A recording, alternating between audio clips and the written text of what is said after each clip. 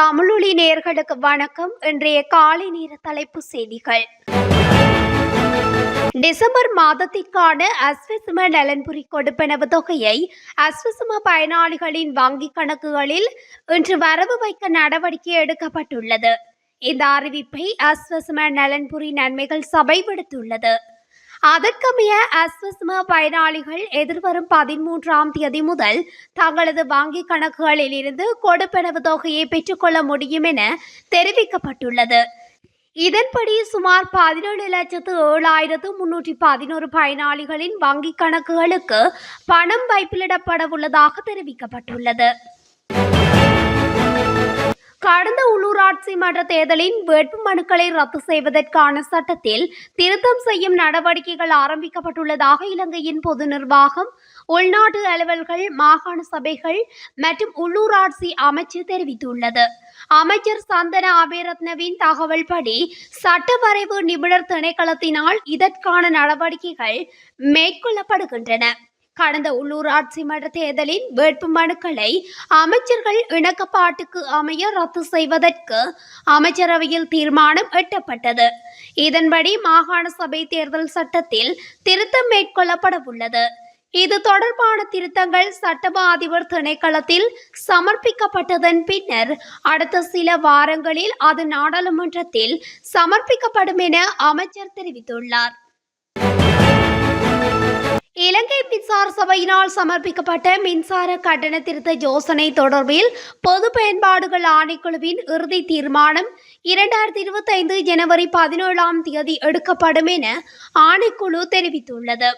அதன்படி இலங்கை மின்சார சபையினால் 2025ஆம் ஆண்டு ஜனவரி மாதம் முதல் ஜூன் மாதம் வரையான 6 மாத காலத்திற்கு முன்வைக்கப்பட்ட மின்சார கட்டண திருத்த முன்மொழிவுக்கான பொது கலந்தாய்வு 2025 டிசம்பர் 17ஆம் தேதி முதல் ஆரம்பிக்கப்படும் என பொது பயன்பாடுகள் ஆணைக்குழு விடுத்துள்ள அறிக்கையில் சுட்டிக்காட்டப்பட்டுள்ளது.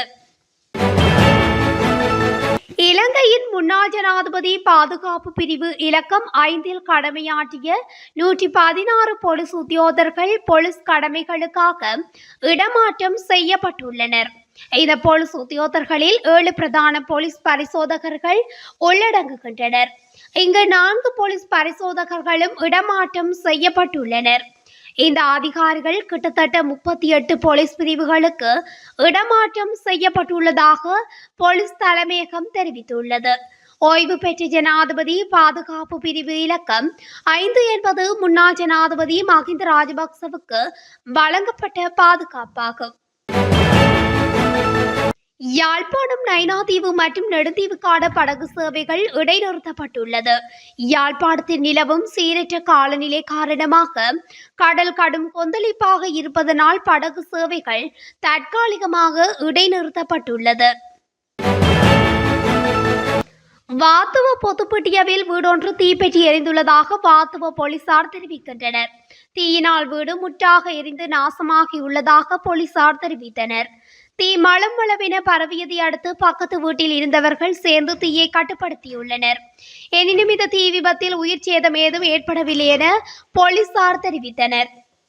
குறித்த வீட்டின் பெண்ணொருவர் விளக்கை ஏற்றிவிட்டு சென்றதால் அது கீழே விழுந்து தீப்பிடித்திருக்கலாம் என போலீசார் சந்தேகிக்கின்றனர். மேலும் சம்பவம் தொடர்பான மேலதிக விசாரணைகளை வாத்துவ போலீசார் மேற்கொண்டு வருகின்றனர். யாழ் மாவட்டத்தில் இனம் காணப்படாத காய்ச்சல் பரவி வருவதாக தொற்று நோய் திணைக்களம் தெரிவித்துள்ளது.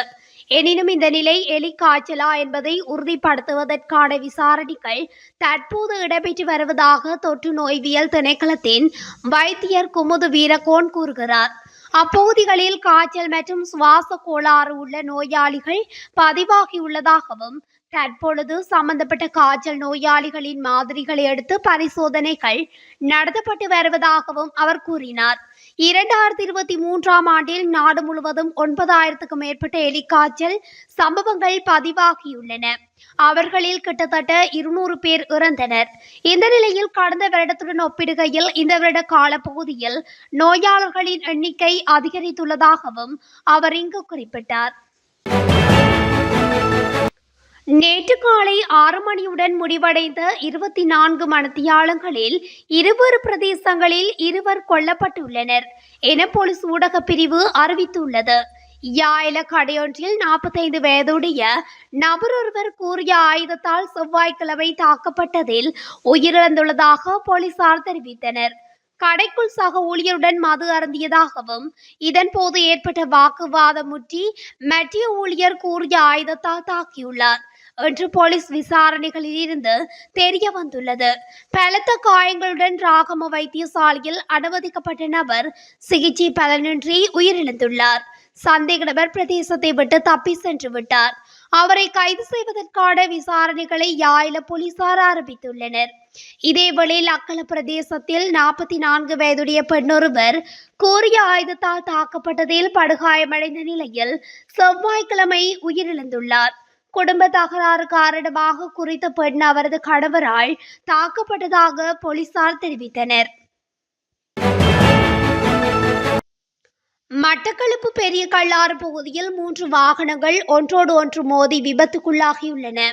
பெரிய கல்லாறு பாலத்திற்கு அருகில் எதிரெதிரே பயணித்துக் கொண்டிருந்த 3 வாகனங்கள் ஒன்றுடன் ஒன்று மோதியே விபத்து இடம்பெற்றுள்ளது. எனினும் குறித்த விபத்தில் வாகனங்களுக்கு சேதம் ஏற்பட்டுள்ளதுடன் உயிர் சேதங்கள் எதுவும் ஏற்படவில்லை. விபத்து குறித்த மேலதிக விசாரணைகளை களுவாஞ்சிக்குடி போலீசார் மேற்கொண்டுள்ளனர். அகிங்கல போலீஸ் பிரிவுக்குட்பட்ட கடலில் நீராட சென்ற வெளிநாட்டு பிரஜையும் வெளிநாட்டு பெண்ணொருவரும் கடல் அலையில் அடித்து செல்லப்பட்டுள்ளனர். எனினும் அந்த இடத்தில் கடமையில் ஈடுபட்டிருந்த போலீஸ் உயிர்காக்கும் படையினர் வெளிநாட்டு ஜோடியை மீட்டு உடனடியாக சிகிச்சை அளித்தனர். விபத்தில் உயிர் தப்பிய வெளிநாட்டவர் 29 வயதான ருமேனிய பிரஜை எனவும் பெண் 30 வயதான சீன பிரஜை எனவும் தெரிவிக்கப்பட்டுள்ளது. மிகிந்தலை அனுராதபுரம் வீதியில் குருந்தன்குளம் பிரதேசத்தில் இடம்பெற்ற விபத்தில் இளைஞன் ஒருவன் உயிரிழந்துள்ளதாக போலீசார் தெரிவித்தனர். இந்த விபத்து நேற்று காலை இடம்பெற்றுள்ளது. மிகுந்தலையில் இருந்து அனுராதபுரம் நோக்கி பயணித்த மோட்டார் சைக்கிள் ஒன்று அனுராதபுரத்தில் இருந்து மிகுந்தலை நோக்கி பயணித்த ஜீப் வாகனத்துடன் மோதியதில் குறித்த விபத்து சம்பவம் இடம்பெற்றுள்ளது. அடுத்த 24 மணித்தியாலங்களில் மேற்கு வடமேற்கு திசையில் இலங்கையின் வடக்கு கரையை அண்டியதாக தமிழ்நாடு கரையை நோக்கி நகரக்கூடிய சாத்தியம் காணப்படுவதாக வளிமண்டலவியல் திணைக்களம் எதிர்ப்பு கூறியுள்ளது. தென்கிழக்கு வங்காள விரிகுடா கடற்பரப்புகளுக்கு மேலாக விருத்தியடைந்த குறைந்த காத்தாழ்வு பகுதி தொடர்ந்தும் காணப்படுவதாகவும் வளிமண்டலவியல் திணைக்களம் குறிப்பிட்டுள்ளது. அத்தோடு நாட்டை சூழ விளையாடிய கடற்பரப்புகளில் சில இடங்களில் மழை அல்லது இடியுடன் கூடிய மழை பெய்யக்கூடிய சாத்தியம் காணப்படுகின்றது. வடமாகாணத்தின் சில பகுதிகளில் 100 மில்லிமீட்டருக்கும் அதிகளவான பலத்த மழை வீழ்ச்சி பதிவாகக்கூடும். அதேபடி காற்றின் வேகமானது மணித்தியாலத்துக்கு 30 தொடக்கம் 40 கிலோமீட்டர் வரை காணப்படும் எனவும் எதிர்பார்க்கப்படுகின்றது. அனுமதி பத்திரமின்றி சட்டவிரோதமான முறையில் ரத்தினக்கல் தோண்டிய 6 சந்தேக நபர்களை ஹட்டன் போலீஸ் ஊழல் ஒழிப்பு பிரிவின் அதிகாரிகள் கைது செய்துள்ளனர். ஹட்டன் நகரில் இருந்து காசல்டி நீர்த்தேக்கத்துக்கு பாயும் டிக்கோயா கால்வாயில் ரத்தினக்கல் அகழ்ந்து கொண்டிருந்த 6 கைது செய்யப்பட்டுள்ளனர். அவர்கள் ரத்தினக்கல் அகழ்வதற்கு பயன்படுத்திய உபகரணங்கள் சிலவற்றையும் கைப்பற்றியுள்ளனர். டிக்கோயா வனராஜா தேயிலை தொழிற்சாலைக்கு பின்புறமுள்ள டிக்கோயா கால்வாயில் சிலர் சட்டவிரோதமான முறையில் ரத்தினக்கல் அகழ்வதாக கிடைத்த தகவலை அடுத்து ஹட்டன் போலீசார் சுற்றிவளைப்பு நடத்தி சந்தேக நபர்களை கைது செய்துள்ளனர்.